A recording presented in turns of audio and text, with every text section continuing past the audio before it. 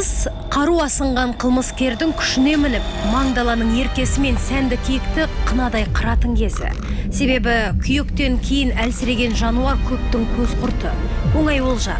Даланы қан састатындарға қарсы топ жасақталып, тор құрылса да, ерекше қорғаудағы жануарды жойып жатқандар айылын жияр емес. Қандықол қонақтарды бастап жүрген құдіретті кім? Неліктен заңнан именбейді? Қаумалаған көп сұрақтың жауабын іздейміз.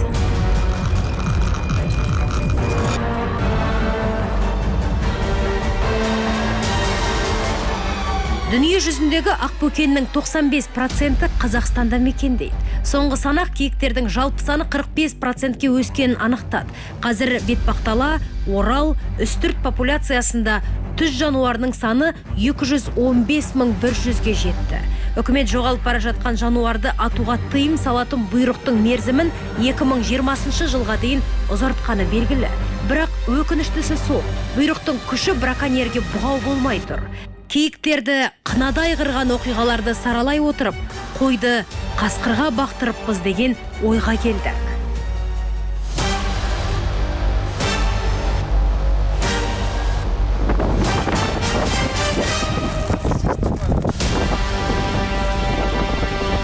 Қырылған киік, кесілген мүйіз, даланы қанға бояған сүреңсіз көрініс. Қарағанды облысында тағы да заңсыз киік аулаған күдіктілер ұсталды.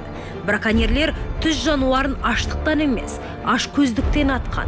Қылмысқа 7 қаруын сайлап барғандар жолында кездескен жануарды жаппай жайратып тастапты. По следам были обнаружены следы внедорожника. По следам были обнаружены 2 внедорожника поломанных. У одного задняя ступица, у другого передний мост. От первого внедорожника в 1,5 километра было обнаружено спрятаны туши сайги, обезглавленные.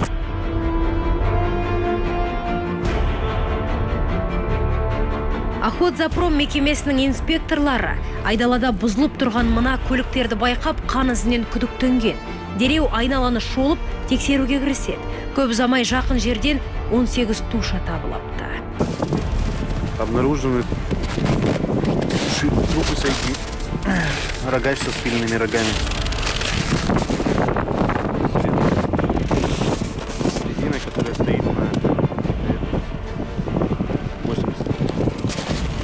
Куәгерлердің ақпараты жедел іздестіру тобын Ұлытау ауданына қарасты Алғабас ауылына алып келеді. Алғашында күдіктілердің бірі далада жылқы іздеп сабылдым деп ақталмақ болған.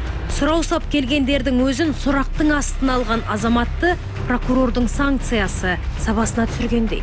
Тінту кезінде оның қорасынан тағы 12 киіктің тушасы табылады. Бұл тартпас дәйектермен қылмысы әшкерленген күдікті осы ауылдың учаскелік инспекторы болып шықты. Мемлекет мүддесін қорғаймын деп ант қабылдаған заң өкілі. В ходе осмотра данного гаража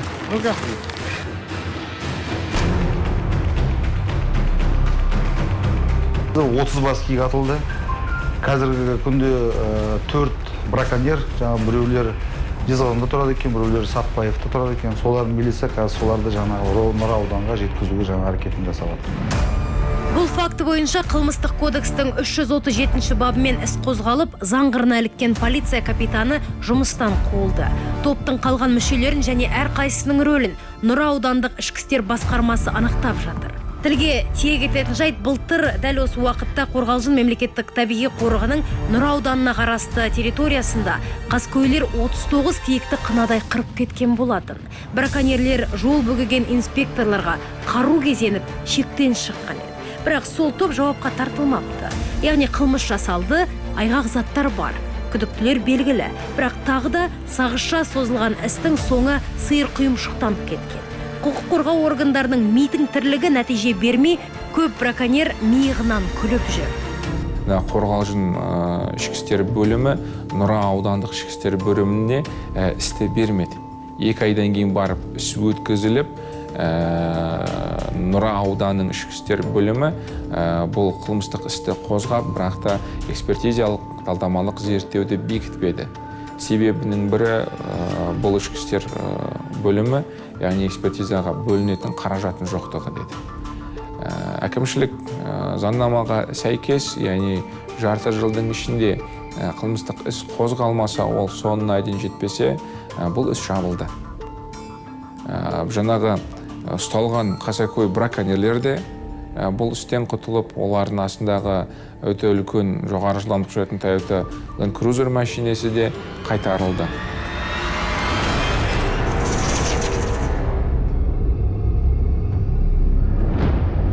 Сол кезде де қорықта қылмыс жасағандардың бірі астаналық экс-полицей деген дерек айтылып еді. Бірақ тергеу құпиясы деген желеумен басқарма басшысы бұл ақпаратты не растамады, не жоққа шығармады. Тек сергелденге салатын сараптама деп шектелген болады.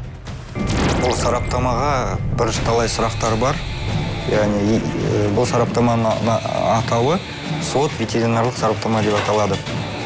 Ал біздің елімізде негізі бұл сараптама мемлекет көлемінен қарастырылмаған. Жылы жауып қойып отыр ғой деймін негізі. Бірақ бүкіл азаматтар бар, анықталған кім екендері. Соны енді жаңағы тергеу дұрыс не қылмай отыр, дұрыс нүкте қоя алмай отыр, дұрыс. Әркім өзінің жұмысын дұрыс атқара алмаса, енді оған бәрі үшін жауап бере алмаймыз ғой. Оқиға орнынан табылған тушаларға сараптама 3 тәуліктің ішінде тағайындалуы тиіс. Заңда солай көрсетілген. Бірақ көп жағдайда бұл талап орындала бермейді. Жіпке тіссе сылтау көп. Жалпы былтыр Охотзоопром мекемесінің орталық филиалына тиесілі аумақта 16 қылмыс тіркеліпті. Оның 11 фактісі киік ату оқиғасы. Қазақстанның бүкіл жан-жануарын, табиғатын, орманы мен балығын 500-ге жуық инспектор қорғайды. Мемлекеттік инспектор қорғайды. Сіз қарап отырсаңыз, бір инспектордың өзіне бекітілген жаңағы бақылау жер аумағы 100 мыңнан астам гектарды құрауы мүмкін. Сіз оны бір күнде анау басына, мынау басына бара аласыз ба? Әрине бара алмайсыз. Екінші тарап, бүгінгі таңда инспекторлардың жалақысының аздығы да бар. Қарапайым инспектор ол сен браконьермен артынан қуалайсың. Сен онымен керек болса төбелесесің, атысасың. Сенің өмірің, сенің айлығың 80 мың, 90 мың, 70 мың тұрады. Сен артында бала шағаң, отбасың бар. Қазір еліміздегі ең үлкен популяция ол Орал аймағы. Онда киіктердің саны 100 мыңнан асыпты. Одан кейінгі орында Қарағанды, Ақмола, Павлодар, Қостанай облыстарын қамтып жатқан бетпақдала популяциясы. Соңғы жылдары бұл өңірде киіктердің өсімі қарқын алыпты. Күштік күзет басты себеп дейді мамандар. Жалпы орта есеппен 5 мыңға жуық киік Қазақстан мен Өзбекстанның аралығында көшіп жүрсе, КХР мен Түркменстанда мүлдем жойылған делінуде. Қазақ даласында ғана мекен ететін киіктерді атуға жерлестерімізден бөлек, сырттан да браконьерлер ағылатын көрінеді.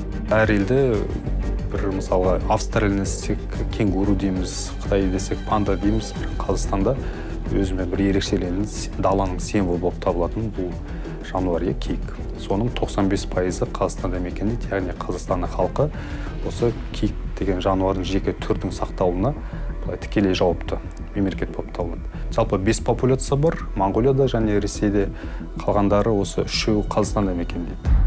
Дала еркелерінің азаюына бірнеше фактор бар. Шөл-шөлейтті және далалық аймақтарда мекендейтін жануардың саны климаттық өзгерістерге байланысты азаюы мүмкін. Түрлі індет қаупі де жоқ емес. Бірақ біздің елде флора мен фаунаға қауіп төндіретін экологиялық апат жоқ. Керісінше, табиғаттың биоалуандығын сақтауда мемлекет тарапынан бірнеше бағдарлама жүзеге асуда. Киік деген жануар ешнәрсе тиіспей қорғаса тез өсетін жануар. 1 жасар киіктің өзі лаға келеді. 2 жастан бастап егізден әкеле береді. Қазақстанда жалпы ең алғашқы осы чипталған жануар киік болып табылады.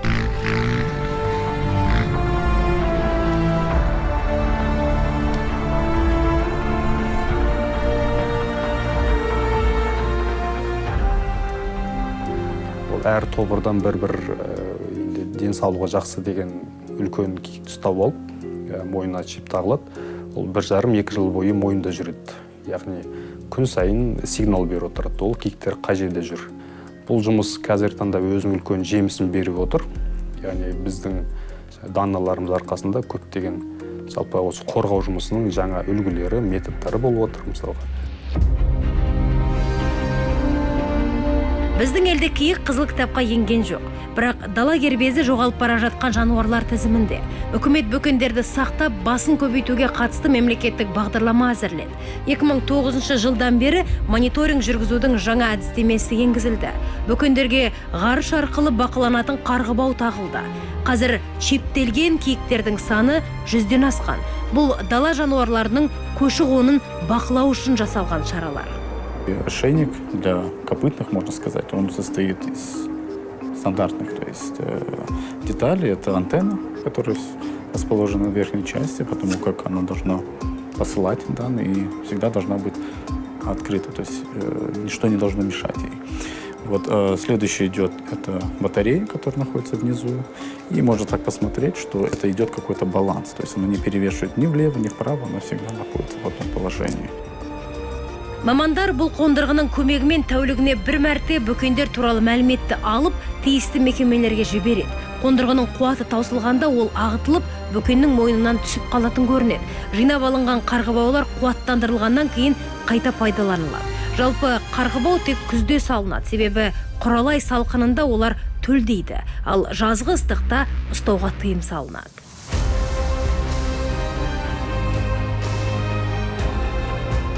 Қазақ киелі деп санайтын түз жануарына қатысты аңыз әңгімелер көп. Ақбөкеннің сонау тас дәуірінен бері түрлі зобалаңнан аман қап, тұқымын сақтап келе жатқан жануар екенін көпшілік біле бермейді дейді зоологтар. Өзіміз далада жүргеннен кейін оның бәрін көріп, қаншама мысалы браконьерлердің машиналарын, қаншама джиптарын аударылып қалыватқан, далада жаңағы Қостанай облысында бір браконьер болып жүрген жігіт мысалы мотоциклмен далада қалып қойған, аударылған, аяғы сынған, сөйтіп жүре алмай шөлдеп далада қайтыс болған мысалға. Енді киіктің киесі ол жібермейді никогда. Атамыз қазақ білген ғой, тек жеуға ғана мысалға ашаршылық кезде бәрі неғып қалған осы киіктердің арқасында біз. Қазақстан халқы көбі киіктердің арқасында аман қалған.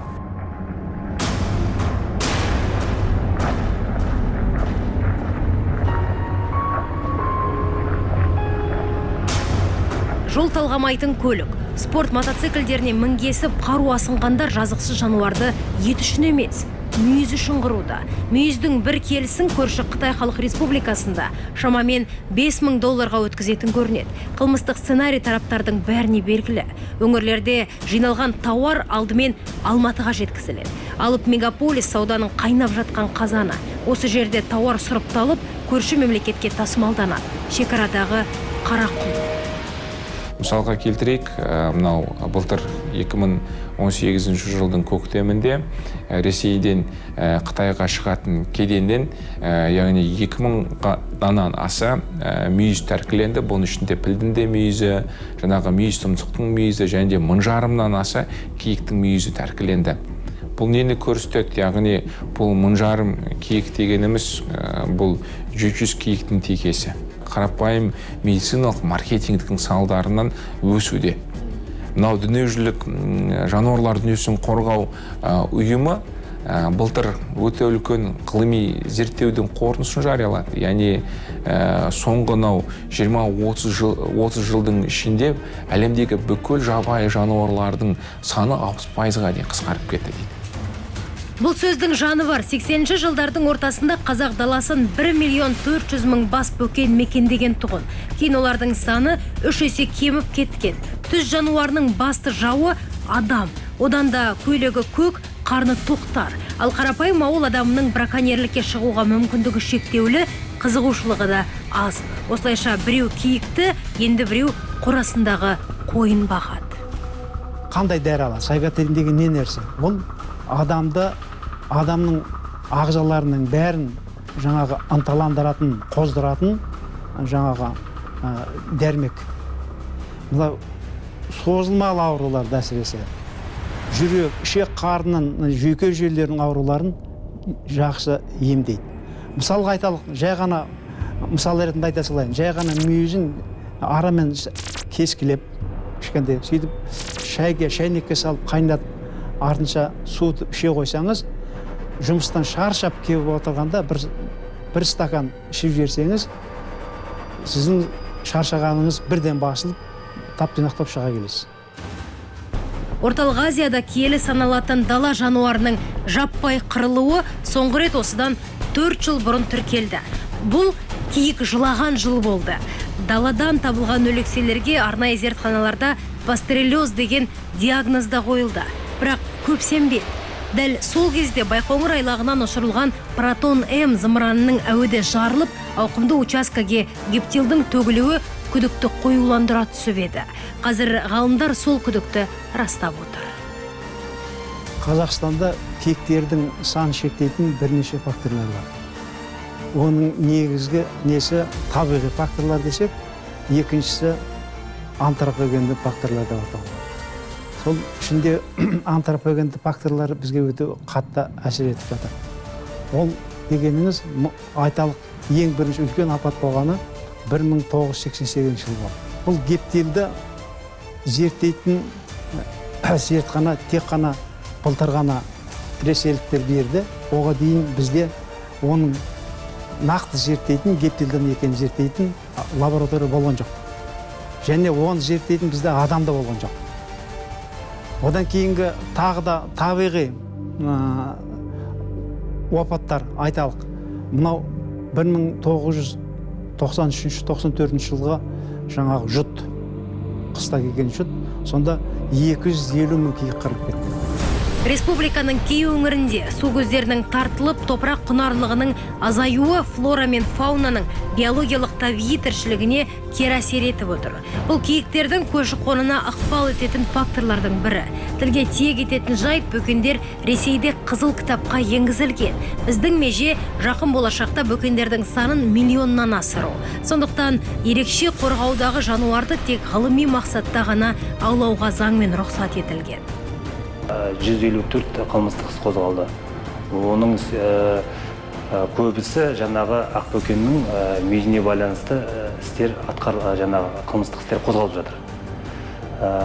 Жалпы қазіргі таңда біздің ақбөкеннің 2015 жылы өздеріңіз де білетіндей үлкен жаңағындай қайғы жағдай болды, жаңағындай үлкен жаппай қырылу болды бізде. 2018 жылғы санақ бойынша бізде деген 215 мың ақбөкен санаулы.